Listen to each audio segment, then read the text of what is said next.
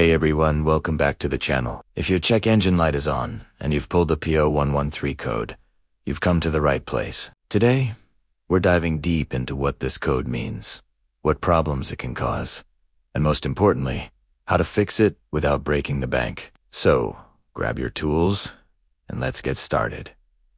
First things first, what exactly is a P0113 code? In simple terms, it means your car's brain, the engine control module, or EC, is getting a signal from the intake air temperature sensor, or IATA sensor, that's way too high. The IAT sensor's job is to measure the temperature of the air going into your engine. This information is crucial for the ECM to calculate the perfect air-fuel mixture for efficient combustion. When the ECM sees a voltage reading from the sensor that's higher than the maximum expected value, it flags it as a problem and throws the P0113 code. It's essentially telling you, hey, the air temperature reading I'm getting is unbelievably hot, and something's not right. This is often caused by a short in the sensor's wiring or a failure within the sensor itself. So, why should you care about this little sensor? Well, when the IAT sensor isn't working correctly, it can lead to some really noticeable and annoying driving issues. One of the most common symptoms is difficulty with cold starts. Your engine might struggle to turn over,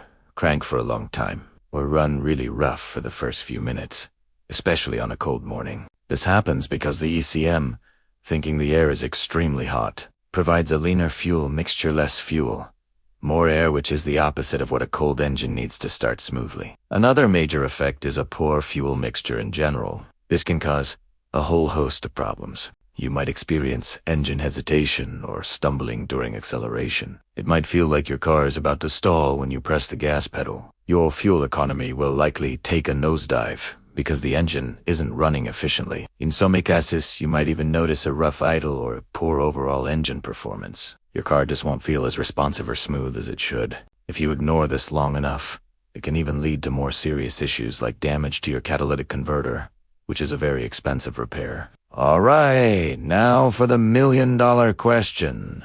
Where is this IAT sensor located? The good news is, it's usually pretty easy to find. On most vehicles, you'll find it mounted directly on the air intake tube, that big plastic or rubber hose running from your air filter box to the engine's throttle body. It'll be a small, two-wire sensor plugged right into the side of the tube. However, on many modern cars, manufacturers have integrated the IAT sensor into the mass airflow, or MOF sensor assembly. The MOF sensor is also located on the intake tube, typically right after the air filter box. If your MOF sensor has 5 or more wires coming out of it, there's a very high chance your IAT sensor is built into it. A quick search for your specific make and model online will usually show you exactly where to look.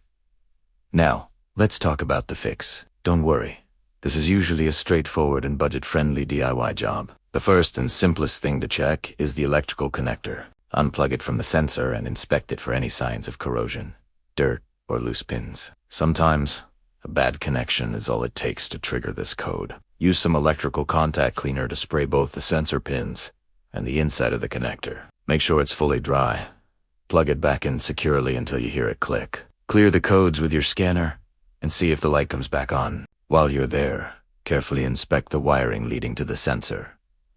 Look for any visible cracks, frays, or damage. Wires can get brittle from heat and age, and a short in the wiring can definitely cause that high voltage signal. If you find a damaged section, you will need to repair it with a new piece of wire and some heat shrink tubing to protect the connection. If the connector and wiring look good, the most likely culprit is the sensor itself. Replacing the IAT sensor is typically very easy. It's often held in by a single screw, or it might just twist and pull out of a rubber grommet. Simply disconnect it, remove the old sensor, and install the new one. They're generally inexpensive parts. If your IAT is part of the MAF sensor assembly, you'll have to replace the entire MAF unit. This is also a simple job, usually held in by just 2 screws and an electrical connector. It's a bit more expensive than a standalone IAT sensor, but still very manageable for a home mechanic. After replacing the part, clear the codes and take the car for a test drive.